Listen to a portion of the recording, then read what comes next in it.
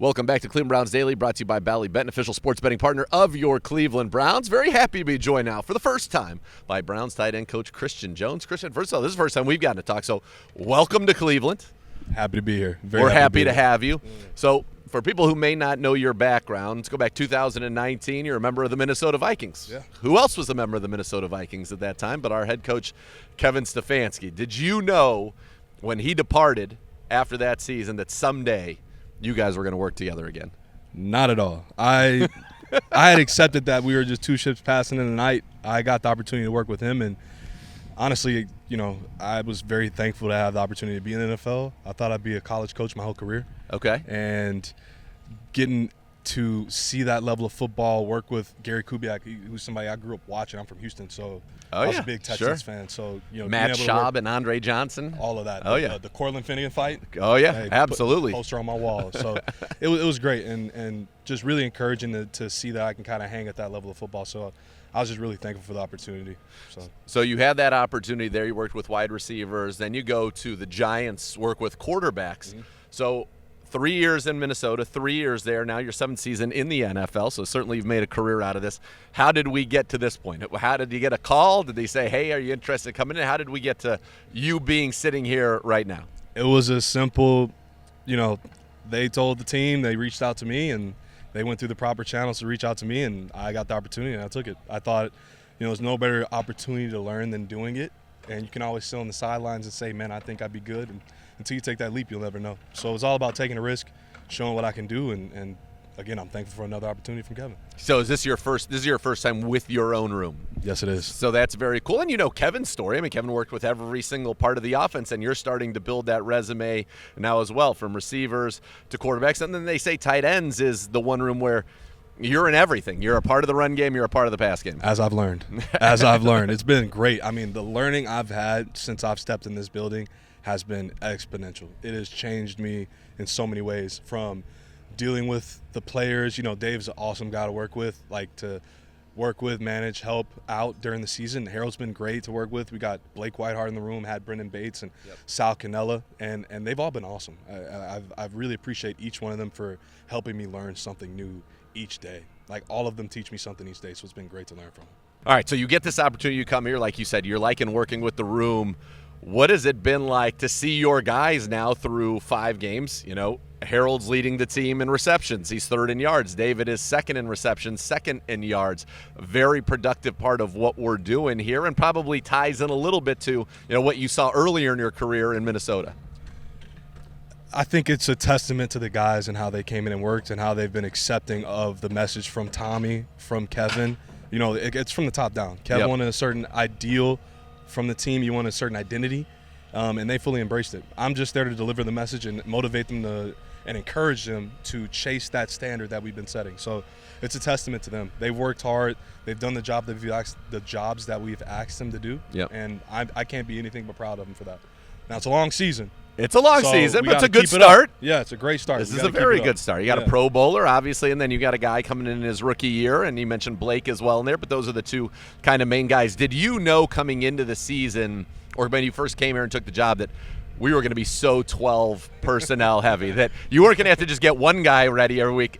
2 of them are going to be out there the majority of the time. Yeah, I got my mind right on that immediately. I went back and watched the film, saw how they were in 21 all the way up to this year. I knew I'd have at least more than one guy in there. So the adjustments we've been making as the years have gone on have been a fun adjustment for me, and having to learn and take on more of a role. But it's been something I've been ready for.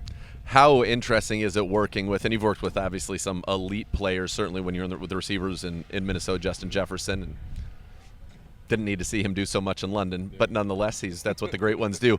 To have a guy like David, who's been a Pro Bowler, who is very much, been in this league a long time now, drafted back in 2017, and then having Harold come in from the area, kind of unheralded coming out of high school, and now all of a sudden finds himself as one of the more productive young tight ends in the game. Dave has been fun to work with in the sense that he brings a lot of energy, a lot of joy to the building. And is it hard to corral at times? No, I mean, you jingle the keys sometimes, just keep his attention locked in. But, I mean, Kev, the resources here have been awesome, and that's a credit to the ownership here. And, we have a walk-through room that we can get guys on turf. They can feel the grass. It's a different environment for them to have to learn from. Yeah. And that's something that's been very beneficial for him. And with Harold, coming in, he's a rookie trying to get adjusted to the room. Dave's really good at getting guys to come out of their shell and be themselves in the room. So it's just been great to see him grow into, more of a vocal player, helping guys out on the field, being locked in. Like, Harold's gotten better every week. Yeah. And that's something that you see from him when he first got here. So it's been great to see Dave encourage him and help him grow, and Harold just embrace his role. And I mean, he's being used more than most people I've seen in the league, and he's embraced that a lot, and it's been really impressive to see. I'm very proud. Well, I think we all knew if you watched his tape that he was going to come in here, he was going to be able to run routes and catch the football. You don't know about blocking. He wasn't asked to block there, not taking their best player and asking him to block at Bowling Green. But, you talk to any of the guys on the offensive line, he is willing. He gets in there in the mix. So that probably is the biggest adjustment, and I'm sure that's something you're very proud of for him to be able to embrace that, because it's blocking defensive ends in the NFL is not easy. No, it's not. Especially if you were basically a wide receiver in college, which he was. Mm-hmm. And he's got that mindset. He played safety when he was in high school, too. So he's got that mindset. And I'll tell you what, when he gets out in the field, man, he locks in. He does what he's asked. He wants to help the team win. And, again, I'm just happy to see him go out there and do his thing, man. All I can do is help him understand the plays, understand his role in the offense. He's got to go out there and do it, and he does it. And that's very encouraging. All right, so in London, we get down there. You hear the play call, I'm sure, through the headset, and you probably have a pretty good idea that maybe this is going to be Harold's first touchdown in the league. Then it happens. How excited were you for that? I mean, it felt amazing. And, again, it's for him. The things he's been through to score where he did in London like he did, it's nothing but great things for him, and it's going to be a lot more in his future. And then you come back, and the next touchdown is your other tight end, David Njoku. How about that? And that was a great, when I watched it, we do a little play breakdown, and that was the play that we broke down. Mm-hmm. When he gets into Byron Murphy and creates that space and had won the route at that point, then you're just wondering, will the quarterback get back to it quick enough? Mm-hmm. And he does, puts it on there, and he makes a great contested catch. That was just perfect route, took advantage of his size, and then secured a great catch in the middle of three guys. And I'll say this, there was questions when we were in the offseason of, how do you, asking about quarterbacks and who's playing. And the one thing that we want to do is focus on our job and be good for whoever's in the game. And I think that's a testament to Dave and Harold. Like, whoever's in the game, make sure you're doing your job the right way. Make sure you're executing your job the way you're supposed to, and the ball will find you. And I'm happy for Dave that he got that moment to score the touchdown. Was your time in New York maybe helpful for that? Because in Minnesota, you had pretty good stability, I would imagine. I can't remember if Kurt missed some time maybe in 21, but it was pretty much Kirk Cousins' night. Yeah. And then, of course, in New York, in your room, there were a lot of people playing quarterback for you there. So has that kind of helped your mindset of, hey, man, show's got to go on? Because in Minnesota, it would be very easy to say, we got Kurt. He knows exactly what he's got to do, but you saw firsthand that change. I know you had to get Tommy DeVito ready to go and turned him into an internet sensation for a little bit of a while there. How has that kind of helped you here, where we're already on, to Dylan, and he's playing, I thought, did a very good job in his debut. Yeah, well, I'll say this. Tommy worked very hard. Shout out to Tommy. He did that himself. I was there to help him learn offense, but he did it himself. And you already speak like a head coach, by the way. Can I just say that? You got it down, man. You got it down. I'm big on helping everybody else out. I'm not, it's – a coach told me a long time ago. Their success is your success. Jimmy's and Joe's, not the X's and O's. I'm just here to help facilitate. But, it's something where I think it comes from my experience as a player. I played at Northwestern. I dealt with a lot of quarterback change, and understanding that, like, the only way to give that guy confidence is him knowing that I'm going to be exactly in the spot that I need to be in, and I'm going to be doing exactly what I need to be doing when he's looking to throw me the ball. And that's what I try to instill and tell the guys is, hey, doesn't matter who's throwing the ball. Now, the spin's different when it's a lefty versus a righty, but it's all about doing your job and being ready to go. So I think, being in the quarterback room, seeing how the mindset changes going from a backup to a starter, and the trust that you have to have in the guys in front of you, outside, behind you at the running back spot, that's all super important. And all that means is, do I trust them to do their job? Can I hit my back foot on a three-step drop, get the ball out on time, know where he's going to be? And I think that's all it's about. All right, let's go back to you just dropped in I played at Northwestern casually. All right, give us a little rundown of the Christian Jones Northwestern experience. Yeah, I played receiver, came in at 220, tore my ACL, so I jumped up from 200 to 220, played receiver for 5 years. I tore my ACL and had a microfracture surgery going into my senior year again, so I redshirted and went from 220 to 235.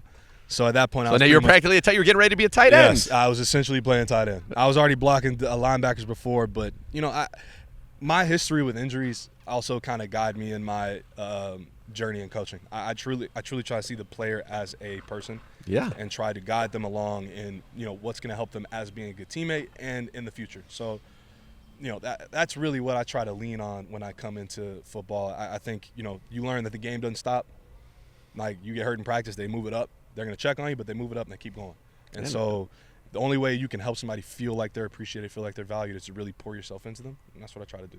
That's a great mindset. And as you said, you have, unfortunately, the experience with it. We saw MJ Emerson right there early in training camp, one of my favorite guys on this team. And it sucks. That's one of the hard parts about this business, right, is it is a very physical business, and things happen. Dwan Jones goes down, and you've got to keep going, and it is a true next man up business. Now, if you had to go one-on-one with Greg Newsome, prime Christian Jones, prime Greg Newsome at Northwestern, you didn't know it was coming because I didn't know it was coming, and now here we are, and it's good fun.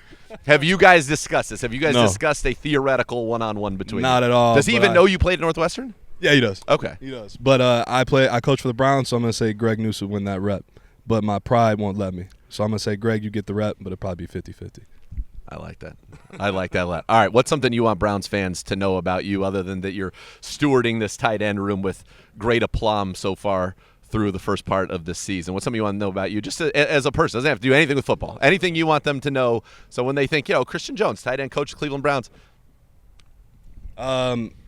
I am married to Jessica Carroll. She's the athlete of the family. She went to Northwestern as well. Okay. She was a lacrosse player, national champion. All right. I Congrats. got a dog, Bucky, at home. Pit Lab mix. He's 5 years old right now, and I'm a big soccer fan. Actually, a Tottenham fan. It's going on my 13th year, actually. So was that wild for you to walk into that stadium? It's actually my second time playing there. Okay. Yeah, so it wasn't as much, emotional for me then, but it's still always great to be there, man. I haven't been in the game there yet, so to be there and play a game there and coach there is We got to make sure you get to a game there. Hopefully this spring. So, if you want to send this out, Yeah. know I'm coming. I'm trying to go there. Is that the nicest locker room in professional sports? I was blown away by it. When I walked there, I'm like, this is what we need to build right here. Say so, It's unbelievable. It's a really good locker room. Man. Yeah. Very good locker room. Yeah, and then they got at the top of the stage, they got the little, what's their mascot? I know they're the Spurs. But Spur. Is that what the bird is? The cockerel. Yeah. That's what they call it's the beautiful. cockerel, Yeah, it's a beautiful thing. Yeah, it's a beautiful It's from thing. the There old you go. stadium. From the old stadium, actually. That they brought over. Yeah, That's really cool. Planted over, yeah. That's really cool. So what did you think of the whole London experience? I think it's awesome. I've been to London a few times before. I love London. I adore London. It's a great time. My wife lived in northern part of England for about a year. She went to Durham out there. But we visited a few times. I absolutely love it. I'm all about full English breakfast.